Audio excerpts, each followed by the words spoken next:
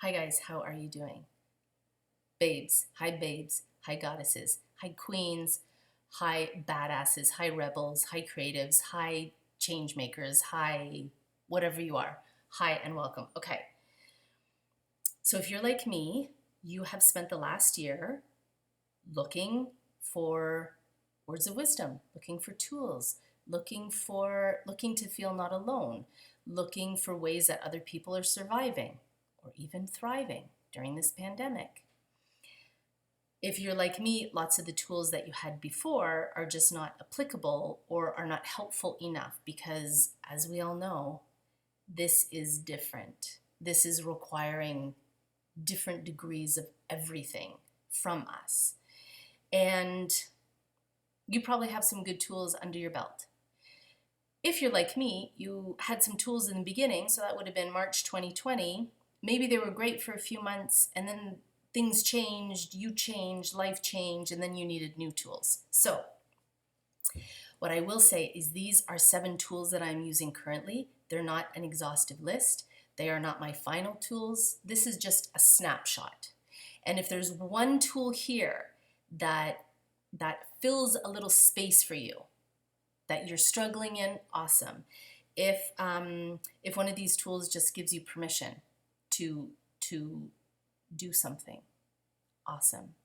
If you like them, borrow them, steal them, mutate them, make them your own. It's all beautiful. We have to share tools right now because we have to share right now. We have to do this together. Okay, so 7 survival tools of queen mamas during the pandemic. And I'm going to use the queen because I want you to imagine what it is to take epic responsibility for your life and you put your queen's crown on. This is actually a really great exercise. So you could just imagine how you usually hang out like this. This chair is actually really comfortable, so this is quite comfortable for me. But my shoulders are kind of sloped forward and I don't feel powerful. And if I had a queen's crown on right now, it would fall off because of the shape of my body. So if I imagine that I put a queen's crown on, the physicality totally changes, right? I'm like, oh, I have to get stronger somewhere to carry this weight on my head, and it shifts the whole way that I sit and the way I use my body and the way I position myself. And this feels powerful. This does feel like the queen. So this is what's required to put on our queen's crown, this acceptance of epic responsibility. So here we go. I got 7. Let's do it. Okay, first one, awareness of choice. Be aware that you have a choice. This is a tricky one because sometimes we are so used to default programming, we are so used to the behaviors that we always do, myself included, that we forget that we have a choice. And sometimes we jump over that little moment where we could choose something differently only because we're not aware.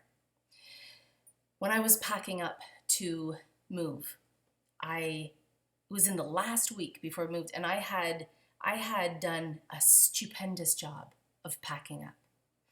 And it was my desire to have the last weekend basically free so I could say goodbye to my house, so it wouldn't be super stressful.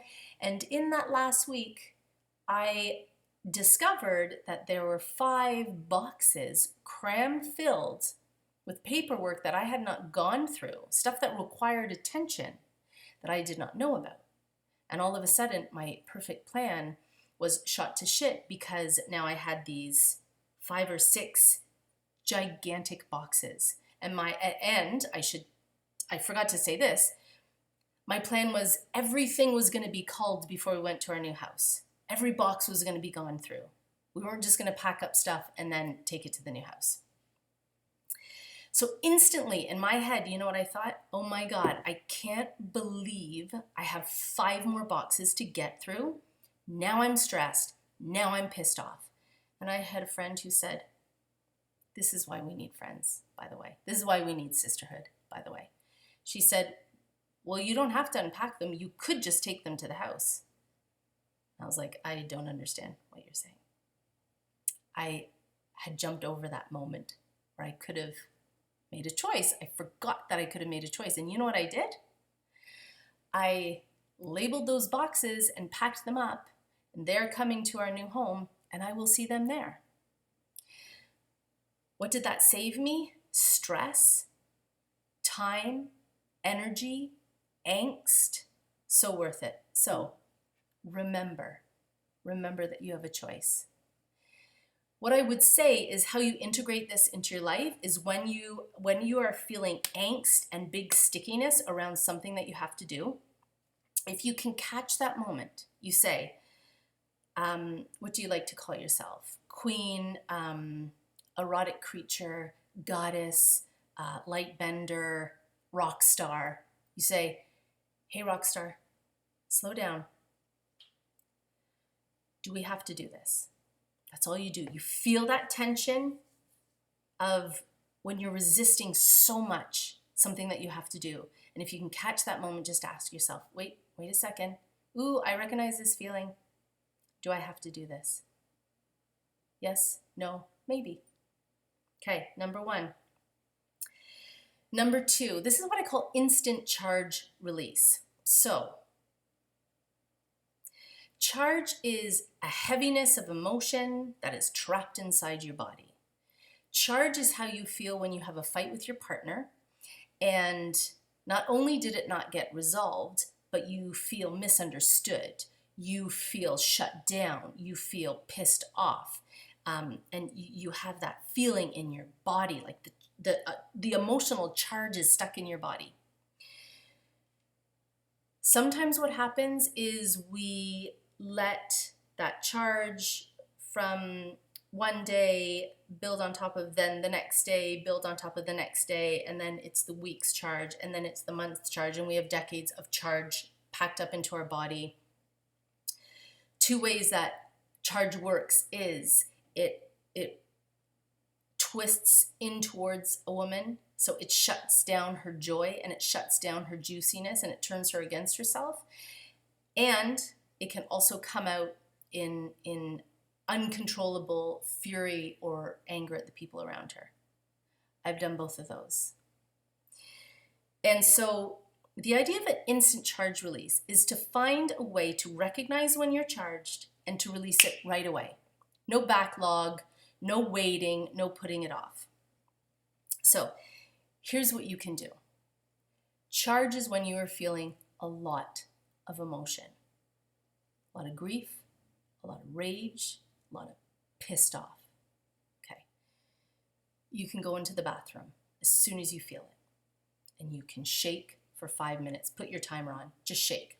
Shake your arms, shake your head, and imagine that emotional charge, you don't have to deal with it. You don't have to solve it. You don't have to fix it. All you have to do is release it. You can also listen to a song that helps express the emotion that you are feeling. And you can just shout into a pillow if you're really pissed off. You can put on some Marilyn Manson, who I love. And you shout into the pillow and you say all the things that you couldn't say in the conversation. And you just go, go, go, go, go. 5 minutes, you're done. Instant release. Number 4 is related to this. So I'm going to get to that. Instant charge release. You know what the amazing thing about it? It's such exquisite self-care to release emotion as soon as it happens. It's beyond genius.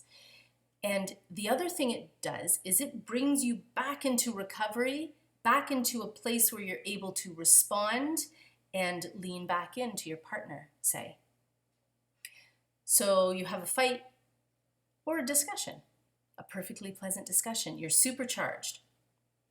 If the charge is not released, you carry that forward into resentment, and perhaps you never talk about it again, or perhaps the next time you talk about it, you bring all of that charge into the conversation and you're in this spiral. If you can release the charge immediately, what happens is you can come back to the issue, the talk, the conversation, the disagreement, free, lighter, having plugged back into yourself, having taken such exquisite care of yourself that you are no longer carrying it, and you can recover faster, respond in a more clear way, Lean into your partner with love and curiosity and understanding.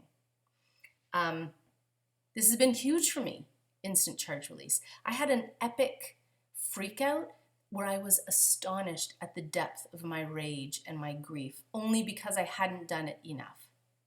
Instant charge release.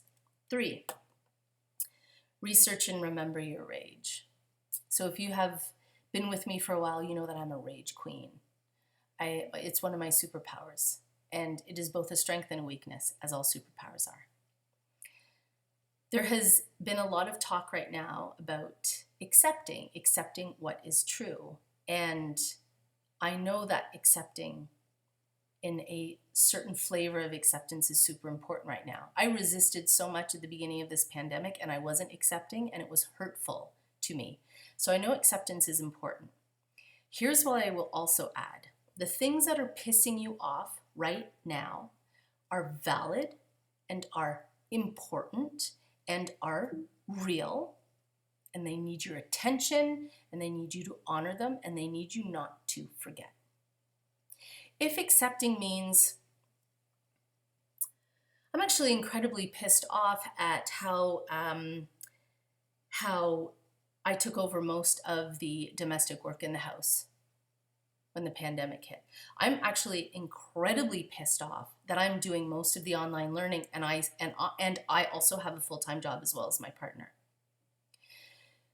The rage that we feel right now in what's going on in our school systems, what's going on in our world, how we are treating each other, racial injustice, all of the places in our world, in our country, in our communities where there are inequities.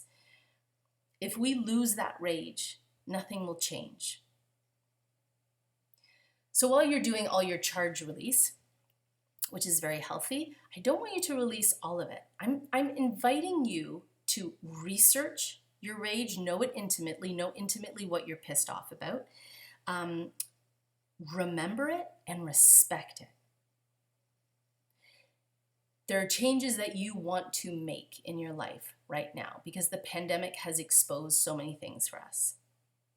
If you cannot make those changes now, remember what they are. Hold on to your desires, respect and know your rage, because your rage is helpful and powerful, and she's telling you something. Okay, number 3. Number 4, cry. This is actually in, I don't have it with me, a book called Burnout, which is genius, written by 2 sisters, Amelia and Emily Nagoski. It's an incredibly important book. And in it, they talk about a way of completing a stress cycle is to cry. So if you feel like crying, just cry. Cry when you're sad, cry when you're happy, cry when you're upset, cry when you're exhausted. Just cry. Just cry, cry, cry. I know that sometimes we might think that we don't want our kids to see us fall apart. I understand that. We want them to feel safe and protected. And sometimes we feel that creating a safe space and a protected space for them means that we never show that we are lost. We never show that we don't know. We never show that we are hurting or that we are upset. I invite you to challenge that idea. Is that what safety means? Is that what protection means? Or can we also show that we cry when things hurt, we cry when things are sad, we cry when things are happy? It is not a weakness, it is an expression, and it's beautiful. And they get to do it too. Cry. Just cry all the time. Cry whenever you feel it. Just let it go. Number 5, curate connections. So here's what I've noticed. There are people that I know during the pandemic that I have talked to, and they have certain perspectives. So you probably have had the same experience. There's the other moms that you've talked to that are like, this pandemic is crap and online learning is crap. And in a way that feels really good because you're like, yeah, it is crap. And it feels good to be in the muck together. And then you walk away from the conversation nothing has really changed. You don't feel lifted up. You only feel vindicated and like you've been in company. Sometimes you're with somebody who is super positive. Isn't we're learning so much. We're making sourdough bread. I'm getting closer with the kids, and you're like, you're so annoying right now because that's not me right now. So it's annoying. And there may be certain things that you don't talk about with that person because it doesn't feel like there's any space for it in how they are connecting with you.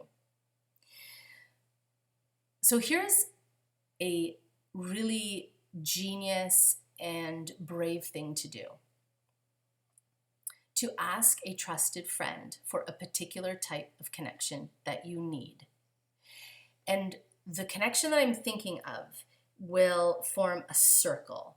So it will give you space for what you want to release and what you want to express, and then it will it will plug you back into yourself, into your joy, into your pleasure, into your juiciness, into your desires.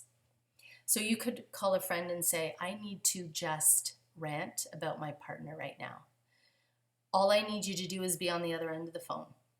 I don't need you to fix anything. I don't need you to give me advice. In fact, I don't even need you to remember this conversation. I just need somebody on the end of the phone. And at the end of it, I want you to say, thank you. What is awesome? And I'm going to tell you all the stuff that is awesome. Or what are your gratitudes? And I'm going to tell you all the stuff that I'm grateful for. And you can design this conversation. And if you find the right friend who's willing to do a partnership, it's pure magic. So you guys could say, I want to talk about all the stuff that's really hard right now. And then I want to talk about all the stuff that's really awesome right now. Because usually there are both apparent. But it's good to discharge the hard stuff first so you can make space for seeing what is beautiful. So you could do something like this. One person could say, tell me what is hard right now. Partner one. Partner two says, what's hard right now is I'm fucking exhausted all the time and I never get the rest I need. And then partner two will say, the other partner will say, thank you. What is hard right now for me is I've been meaning to work out for a week and I just can't find the time and I'm so disappointed in myself. The other partner will say, thank you.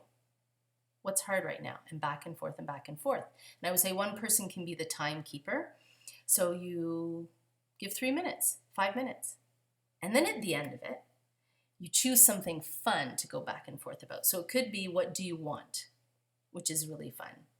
And what do you want will be answered by things like, I want a hot cup of tea, to I want my kids to stop yelling, to I want a house on the beach, to I want more freedom in my life. So you could do what do you want? You could do what do you love? That's a great thing. And again, back and forth. Sophie, what do you love? I love lying on a hot beach in the sand. Thank you. What do you love? And you go back. If you don't go back and forth, you could just ask one person for 4 minutes and then they can ask you for 4 minutes. What pleases you? What do you love? What do you want? What makes you happy? What makes you laugh? What are you proud of? What is awesome? What are you grateful for? So curating connections is really about finding out what you need. And sometimes you will fail and you will learn. You will fail by choosing the wrong person. You don't have to ask them again. You will fail by it just not feeling good at the end. You'll think, actually, what I want to try next time is, can you ask me this question instead? Or can I talk about this instead?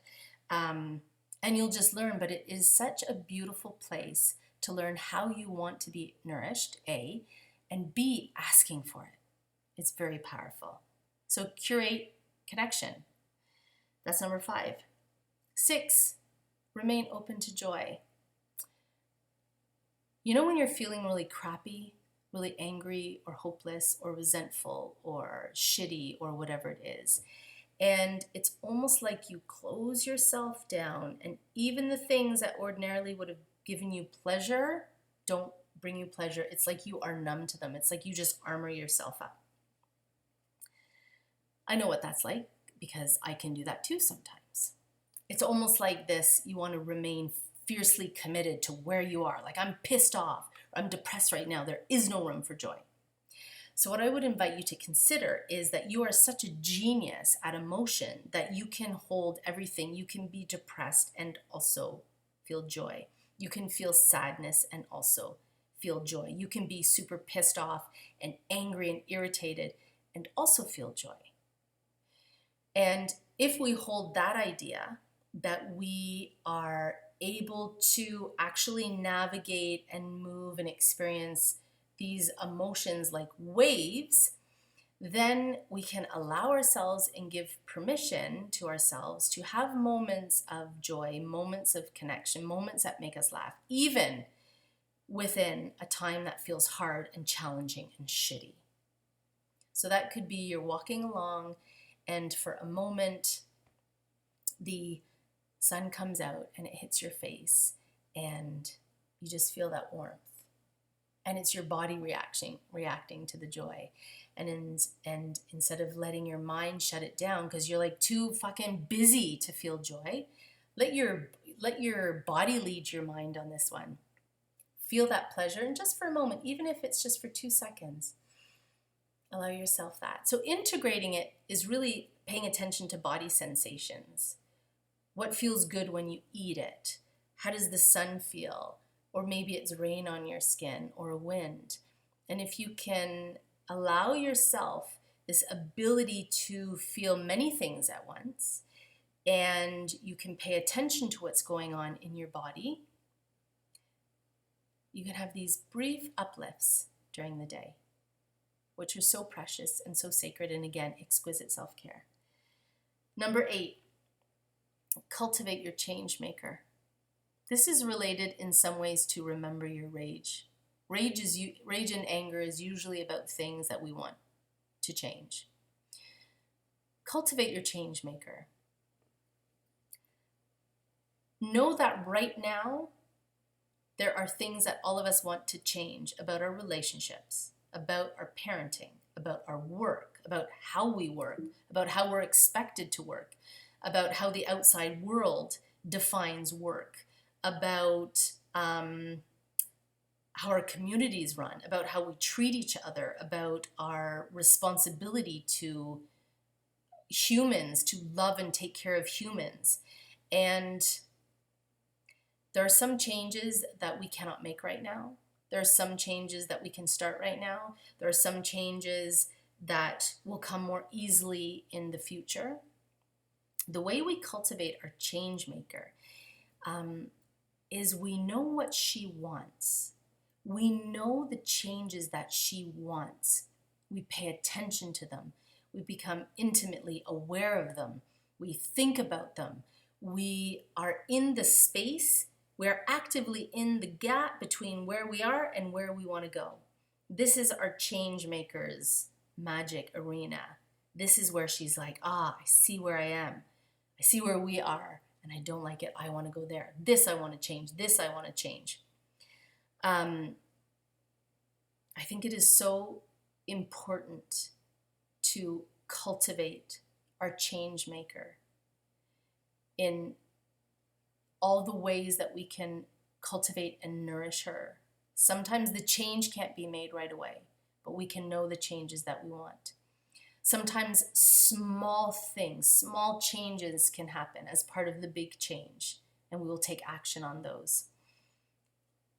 Mostly, it's just about claiming this identity as a woman who is a change maker, who knows what she wants and is willing to do what it takes to change it.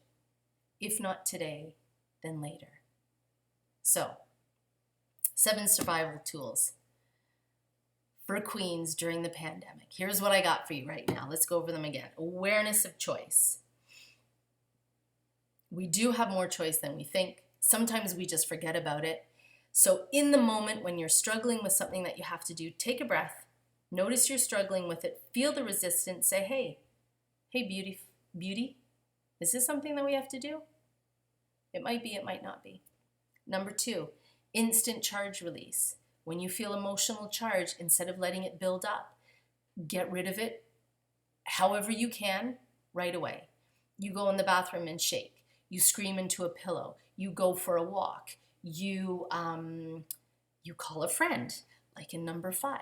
Say, I gotta let off some charge. Can you just listen to me blah, spew for 5 minutes and then say thank you and hang up? Research, remember, and respect your rage. Your rage is telling you something. Release it in a healthy way. Remember it and know it, because it is directing you towards what you really want and what you don't want to accept anymore. 4, cry. Just cry. Just cry. Just cry all the time. Cry whenever you want. Teach other people around you to cry. Teach your kids to cry. Teach them to hold space for crying. Teach your partner to hold space for crying. Let them see that crying is just release. It doesn't weaken you, it strengthens you. 5, curate your connection. Be very specific and be willing to experiment with how you want to connect with people. Can we just sit down and go back and forth on things that we love to do? Because it feels like shit right now. It feels super crappy right now, and I just need to be reminded of all the things that I love. You will find your people. Be brave. 6, be open to joy. Imagine you can hold all the emotions and you can let joy in as well. And let your body tell you when joy is there. See if you can feel it and just take, even if it's just a moment, to receive that joy. Number 7, cultivate your change maker. Know what you want. Ask yourself what you want. What is where you are now? Where is where you want to go? Your change maker works in here. Your rebel works in here. Your revolutionary works in here. So let her have free reign. Knowing that some changes can happen now, some changes can happen in pieces, some changes happen slowly, some changes can happen quickly. Be in the arena of cultivating what your change maker wants. That's what I got for you. I hope this is helpful. Love to hear what you think. As always, we got to do life together. Too hard to do on our own. Thank you. I will see you later.